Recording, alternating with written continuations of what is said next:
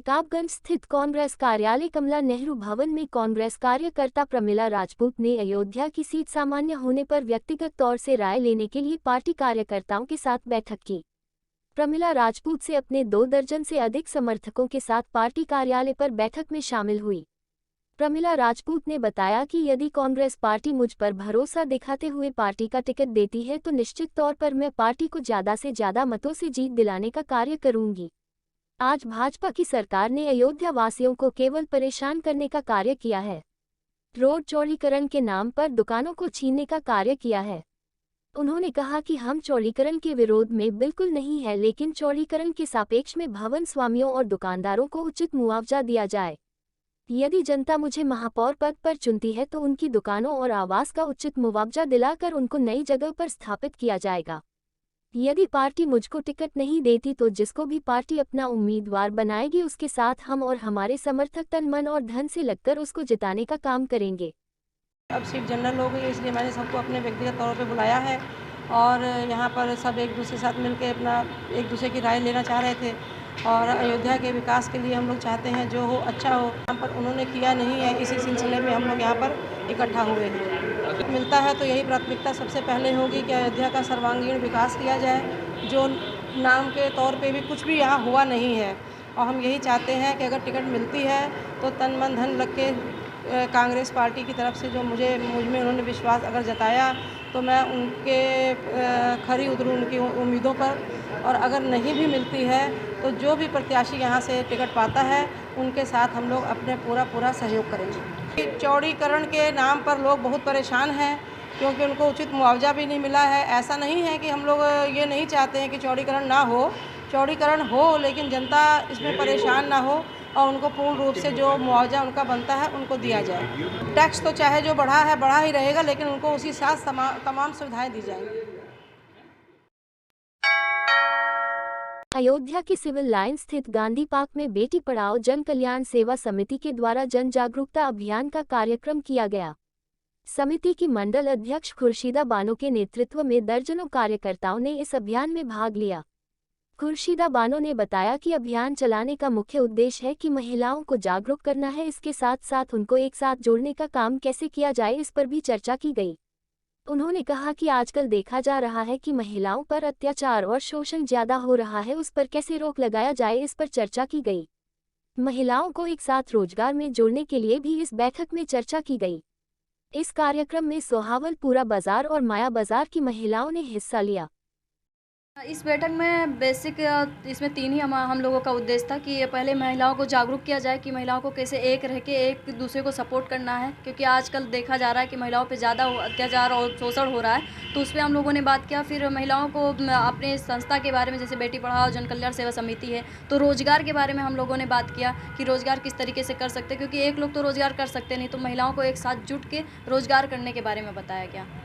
इसमें हमारे यहाँ 11 ब्लॉक है जिसमें बहुत लोग नहीं आ पाए हैं, तो यहाँ सोहावल ब्लॉक और पूरा बाजार ब्लॉक और बीकापुर ब्लॉक के यहाँ पर हैं मौजूद, और माया ब्लॉक और यहाँ मसौदा ब्लॉक। महिलाओं के लिए यही कहेंगे कि देखिए, हर महिला के अंदर कई रूप होते हैं, हम तो सबको यही कहते हैं। तो अगर ये चाहें तो कुछ भी कर सकती हैं, इनके ऊपर सब कुछ डिपेंड है कि ये घर संभाल सकती है और समाज भी संभाल सकती है बहुत अच्छे से। तो यही है मेरी महिलाओं के लिए। मैं इस बेटी पढ़ाओ जन कल्याण सेवा समिति में मंडल अध्यक्ष हूँ। मेरा नाम खुर्शीदा बानो है और नेहा हाशमी। होम्योपैथी के जनक डॉक्टर सैमुअल हेनीमैन की जयंती उपलक्ष्य में शहर के सिविल लाइन स्थित एक होटल के सभागार में कार्यक्रम आयोजित किया गया, जिसके मुख्य अतिथि श्री राम जन्मभूमि तीर्थ क्षेत्र ट्रस्ट के सदस्य और वरिष्ठ चिकित्सक डॉक्टर अनिल मिश्रा रहे। कार्यक्रम को प्रारंभ डॉक्टर सैमुअल हेनीमैन की प्रतिमा पर माल्यार्पण मुख्य अतिथि ने किया।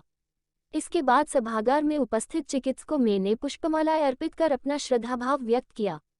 इस कार्यक्रम का आयोजन होम्योपैथिक मेडिकल एसोसिएशन की अयोध्या की ओर से किया गया।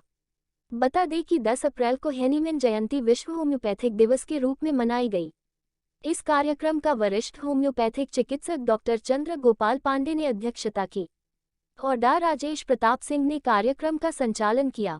इस अवसर पर मुख्य अतिथि डॉक्टर अनिल मिश्रा ने बताया कि होम्योपैथी की भविष्य में अपार संभावनाएं हैं। जैसे जैसे विश्व की आबादी बढ़ेगी और औषधियों की मांग बढ़ेगी तो सभी को औषधि और उपचार उपलब्ध करवाना एक चुनौती होगी। ऐसे में होम्योपैथी ही एकमात्र विकल्प होगा, क्योंकि इसमें औषधि का प्रयोग बहुत सूक्ष्म मात्रा में किया जाता है। उन्होंने होम्योपैथिक चिकित्सकों का आह्वान किया कि वे कड़ी मेहनत करें और पीड़ित मानवता की सेवा में अपना सर्वोत्तम योगदान करें। इस पूरे कार्यक्रम की जानकारी देते हुए जिले के वरिष्ठ होम्योपैथ चिकित्सक व सेक्रेटरी HMAI डॉक्टर शून्य धर्मेंद्र सिंह ने बताया कि डॉक्टर हेनीमैन ने मानव जाति के लिए बहुत सी दवा निकाली जो आज धीरे धीरे पूरे विश्व में मान्य हुआ है। होम्योपैथ प्रणाली अपने गुण एवं लाभ देने के कारण दिनों दिन प्रसिद्ध होती जा रही है। जैसे जैसे दुनिया के लोग अन्य दवाओं के साइड इफेक्ट से परेशान हो रहे हैं, उनका झुकाव होम्योपैथ की ओर होता जा रहा है। भारत सरकार भी आयुष मंत्रालय के निर्देशन में आयुष चिकित्सकों में होम्योपैथ को प्रमुखता से शामिल किया है। लखनऊ से आए वरिष्ठ कैंसर सर्जन डॉ हेमंत सिंह निरंजन सर्जिकल ऑन्कोलॉजी की नवीन विकास विषय पर अपना व्याख्यान देते हुए कैंसर का इलाज और पहचान समय से हो तो यह बीमारी ठीक हो जाती है। होम्योपैथी के जनक doctor Samuel Christian Friedrich Hahnemann का जन्म दिवस है।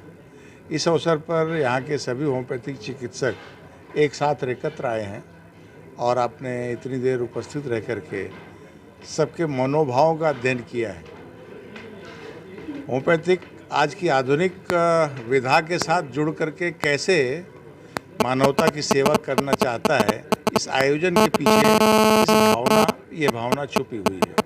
निश्चित रूप से होम्योपैथिक का प्रत्येक चिकित्सक जन जन तक आधुनिक चिकित्सा पद्धति के परिप्रेक्ष्य में होम्योपैथिक चिकित्सा पद्धति की औषधियों से सबका निदान क्योर करने के लिए उत्सुक है, कटिबद्ध है और इस दिशा में आगे बढ़ रहा है। Doctor Samuel Christian Friedrich Hahnemann ने एक आधुनिक चिकित्सा विज्ञान के चिकित्सक होने के बाद भी उस समय की जो एक परेशान मानवता थी, गरीब मानवता थी, उस तक कैसे एक ऐसी चिकित्सा पद्धति पहुंचाई जाए जिससे बिना पीड़ा के उसके रोग का निदान किया जा सकता है। पीड़ा से तो रोग का निदान करना किसी प्रकार भी संभव है, लेकिन बिना पीड़ा के, बिना दर्द को दर्द दिए दूर किया जा सकता है। एक ऐसी चिकित्सा पद्धति को जन्म दिया है। आज निश्चित रूप से पीड़ा रहित दर्द निदान का सबसे बढ़िया, सुगम और ऐसा सच्चा माध्यम होम्योपैथिक ही है। मैं सभी होम्योपैथिक चिकित्सकों का आह्वान करूंगा कि मानवता की इस पीड़ा का निदान होम्योपैथिक चिकित्सा पद्धति के माध्यम से आधुनिक शोध और विज्ञान के साथ जुड़कर जन जन की सेवा में अपना समय लगाएं और वो लगा भी रहे हैं। आने वाले समय में मानवता जो इस बीमारी रूपी एक महाआक्रमण से परेशान होने वाली है, उसका अगर कोई सूत्र आसानी से इलाज कर सकता है तो होम्योपैथिक है। अभी आपने सुना होगा कैंसर कितना बढ़ रहा है, ये तो इनको डाटा से पता है, लेकिन भारत की जनता के दूर दूर के गांव में परेशान जो लोग समझ ही नहीं पाते कि वो हम कैंसर हुआ है, और ऐसे लोग हैं जो डॉक्टर सैमुअल हेनीमैन जयंती समारोह हम लोगों ने यहाँ आयोजित किया। भारत में, पूरे विश्व में इनके जन्मदिन को विश्व होम्योपैथिक दिवस के रूप में मनाया जाने लगा। आदरणीय नरेंद्र मोदी जी के द्वारा ये संपन्न हुआ। उनको इतना पूरा विश्व चाहता है, उन्हीं के प्रस्ताव को ये फाइनल किया गया और विश्व होम्योपैथिक दिवस के रूप में मनाया जाने लगा। आज हम लोग याद किए, एक गेट टुगेदर प्रोग्राम हुआ और ये उनको एक श्रद्धांजलि थी। डॉक्टर अनिल मिश्रा और श्री राम जन्मभूमि के मेंबर, वरिष्ठ मेंबर थे, ये हमारे मुख्य अतिथि थे और वो भी एक बहुत अच्छे होम्योपैथ थे। डॉक्टर हेनीमैन के बारे में, इनका जीवन बहुत कठिन था। इन्होंने 22 साल की उम्र में 7 भाषाओं का ग्रामेटिकली नॉलेज था इनको, और ये एमडी होम्योपैथ 22 साल की उम्र में हो गए थे, एमडी एलोपैथ से। लेकिन उनको चूँकि एक साइंस जब आदमी के अंदर होता है तो उनको कुछ बीमारियों के बारे में कि वो बार ठीक नहीं हो रही हैं, बार बार रिकरेंट हो रही हैं, तो उनको इस पैथी से लगा कि हम तो चीटिंग कर रहे हैं, हम समाज सेवा नहीं कर रहे हैं। वही आदमी पैसा ले रहे हैं, फिर वो रोग लेके आ रहा, दूसरा रोग लेके आ रहा। फिर उन्होंने ये विधा को छोड़ दिया और केवल वो ग्रामर से एक विधा से दूसरे विधा को, किताबों का ट्रांसलेशन करके अपनी जीविका चलाने लगे। उसी में उनको एक जगह मिला क्यूलेंस मेटेरिया मेडिका में, कि सिनकोना की बार्क को अगर हम खाते हैं, लेते हैं, तो मलेरिया लाइक सिम्टम उत्पन्न होता है।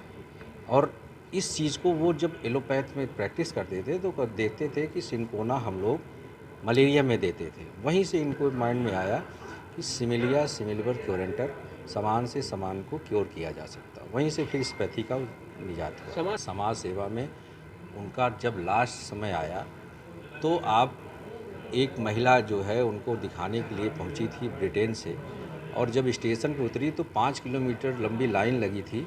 और ये हुआ कि ये कौन सी लाइन है, तो लोगों ने बताया कि वो डॉक्टर साहब होम्योपैथ वाले हैं, उनके दिखाने के लिए लोग यहाँ कई दिनों से पड़े हैं। वो अपना जीवन ही हो इसी को दे दिए। लोग समाज सेवा में, पैसे से उनको कोई मतलब नहीं था। ये 268 जयंती इनकी मनाई जा रही है। क्या कहते हुआ कि हम इस पैथी में हैं और गरीब से गरीब जनता की हम सेवा इस पैथी के द्वारा कर सकते हैं। सरकार को थोड़ा सा हम लोगों पे और ध्यान देने की ज़रूरत है। जितना पैसा उन लोगों के एलोपैथ को आता है। महाराष्ट्र के अमरावती में हनुमान जी की सबसे ऊंची 111 फीट की मूर्ति लगाए जाने के लिए अयोध्या की पवित्र रज और सरयू नदी के जल से शिलान्यास के लिए 11 कलश में लेकर रवाना हुए हैं। राम जन्मभूमि तीर्थ क्षेत्र ट्रस्ट ने महाराष्ट्र के मुख्यमंत्री एकनाथ शिंदे को राम रज को सौंपा था, जिसे बड़े ही धूमधाम से रथ यात्रा के साथ मुंबई रवाना हुआ। यह यात्रा अयोध्या से निकलकर प्रयागराज होते हुए जाएगी। इस यात्रा के प्रभारी कुश उपाध्याय बताया कि अमरावती में एशिया का सबसे ऊंची दूसरी मूर्ति की स्थापना के लिए रज अयोध्या ले जाया जा रहा। वही सांसद नवजीत राणा व विधायक रविजीत राणा के नेतृत्व में राम जन्मभूमि हनुमानगढ़ी सहित अयोध्या के पवित्र रज को 11 कलशों में एकत्र करके अमरावती के लिए रवाना हुआ है। उन्होंने बताया कि अयोध्या से सरयू नदी का पवित्र जल और प्रयागराज से गंगा नदी और वहां की मिट्टी को भी लिया जाएगा। इसी तरह देश के अन्य धार्मिक स्थलों से भी जल और मिट्टी को एकत्रित किया और फिर इस मूर्ति को स्थापित करने के लिए होने वाले शिलान्यास के आयोजन में प्रयोग किया जाएगा। बता दें कि महाराष्ट्र के मुख्यमंत्री एकनाथ शिंदे को राम मंदिर के मुख्य पुजारी आचार्य सत्येंद्र दास ने रज को समर्पित किया था। महाराष्ट्र के विधायक रविजी राणा एवं हिंदू शेरनी सांसद नवनीत जी राणा ये हनुमान चालीसा ट्रस्ट के माध्यम से अमरावती में 111 फुट ऊंची प्रभु श्री हनुमान जी की मूर्ति स्थापित करने वाले हैं। आने वाले कुछ दिनों में इस मूर्ति का शिलान्यास किया जा रहा है और इस शिलान्यास के लिए प्रभु राम लल्ला की जन्मभूमि अयोध्या श्री राम मंदिर की जो नवनिर्माणाधीन मंदिर हो रहा है, वहाँ की पवित्र मिट्टी, हनुमानगढ़ी की पवित्र मिट्टी हमने संकलित की है और यह संकलित मिट्टी हम इस कलशों में डालकर, इसका नाम हमने भक्ति शक्ति कलश रखा है, क्योंकि भक्ति हमारी है और शक्ति प्रभु हनुमान जी की है।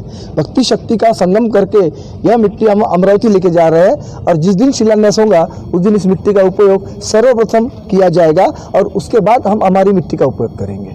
आपके मुख्यमंत्री कल अयोध्या भी आए, आप लोग भी अयोध्या कैसी लगी और क्या कहेंगे यहाँ पे योगी राज का? मैं देशवासियों को कहूँगा कि राम राज सही में अगर आया होगा तो योगी जी के राज में आया है। प्रभु राम जी की जन्मभूमि राम, श्री राम के नाम से अपन जाने देते, रघुपीर लखू तो सदा चली आई, प्राण जाए पर वचन न जाए। तो योगी जी ने जो जो शब्द दिया वो पूरा किया है और कर रहे हैं। हमने देखा है कि अयोध्या बदल रहा है, अयोध्या अपना धार्मिक स्वरूप ले रहा है। लोगों को अभी आवागमन के लिए थोड़ी तकलीफ हो रही है, लेकिन विकास अगर चाहते हैं तो थोड़ी तकलीफ भी सहना जरूरी है। और मोदी जी की और योगी जी के राज्य में अयोध्या पुनर्ऐतिहासिक राम जन्मभूमि के जो राम राज्य जैसा था वैसा अयोध्या नगरी बनेगी। यहाँ के लोग बहुत ही प्यारे हैं, उन्होंने हमका बहुत भावभीना स्वागत किया, हर चीज में हमें सहयोग किया। 1000 किलोमीटर दूर से हम लोग आए थे, लेकिन हमारे रिक्शा वाले भाई साहब हो, ई रिक्शा वाले, हमारे साउंड वाले हो, गाड़ी के चालक हो, फ्लेक्स वाले हो, हमारे मिस्त्री साहब हो, किसी ने हमें पैसे के लिए कुछ नहीं बोला। आप राम मंदिर निर्माण होते हुए दर्शन भी किया है, हाँ, तो क्या कहेंगे? भैया हमारा जन्म सार्थक हो गया।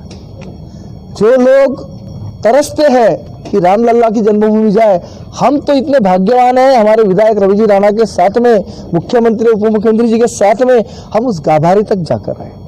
प्रभु लल्ला के दर्शन हमने अतिशय निकट से किए, साथ में महंत जी थे, हमें आशीर्वाद मिला, हमारी जिंदगी का सार्थक हो गया। क्या नाम हो पश्चात? मैं जीतू बिजाने, रवि राणा जी की जो पार्टी है युवा स्वाभिमान पार्टी, उसका मैं जिलाध्यक्ष हूँ। सांसद नवनीत जी राणा का मैं PA भी हूँ और उस पार्टी का मैं प्रदेश प्रवक्ता भी हूँ। जिले में दो पक्षों के बीच हुए आपसी विवाद के बाद हुई मारपीट में एक वृद्ध की मौत हो जाने का मामला प्रकाश में आया है। मृतक के पुत्र की तहरीर पर कोतवाली पुलिस ने मुकदमा दर्ज कर लिया है। बता दें कि बीकोपुर कोतवाली क्षेत्र के मजरुद्दीनपुर गांव के रहने वाले अजय कुमार गुप्ता ने पुलिस में दी गई तहरीर में बताया गया है कि उसका छोटा भाई सभाजीत गुप्ता जो बाहर रहते हैं उनका शौचालय का निर्माण करवा रहा था, जिसके लिए ईंट मंगा कर रख आया था। उसमें से कुछ ईंट गायब था। इसी बात को लेकर मेरा भाई बिना नाम लिए शोर मचाकर चोरी का आरोप लगा रहा था। उसी बीच जगदीश पुत्र अयोध्या गुप्ता मौके पर आ गए और सभाजीत गुप्ता से पकड़ा पकड़ी हो गई। जगदीश के साथ उनका बड़ा भाई राजकुमार गुप्ता पुत्र अयोध्या गुप्ता तथा राजकुमार गुप्ता के पुत्र संजीव गुप्ता और पिंटू गुप्ता आदि लाठी डंडा और ईंट से मारपीट करने पर उतारू हो गए थे।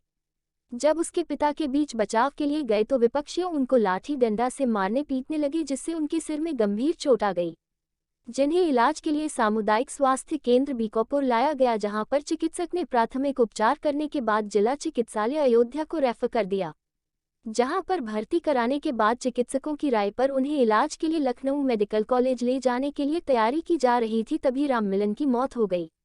पीड़ित ने शिकायती पत्र में यह भी आरोप लगाया है कि उपरोक्त विपक्षी गणों ने उसके पिता को गंभीर चोट पहुंचाकर मार डाला है।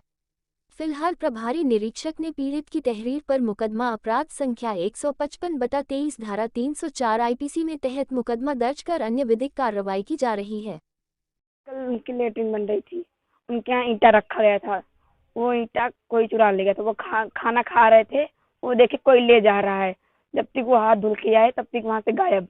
तो गाली देने लगे, चाचा को बुलाया दूसरे वाले को कि कोई लेकर गया, तो गाली देने लगे। तो वो निकल के बस तुरंत कालर पकड़ के मारने लगे, क्यों गाली दे रही हो मेरे अंकल को, बगल वाले वो मारने लगे। उसके बाद मेरे छोटे वाले चाचा दोनों लोग को छुड़ाए।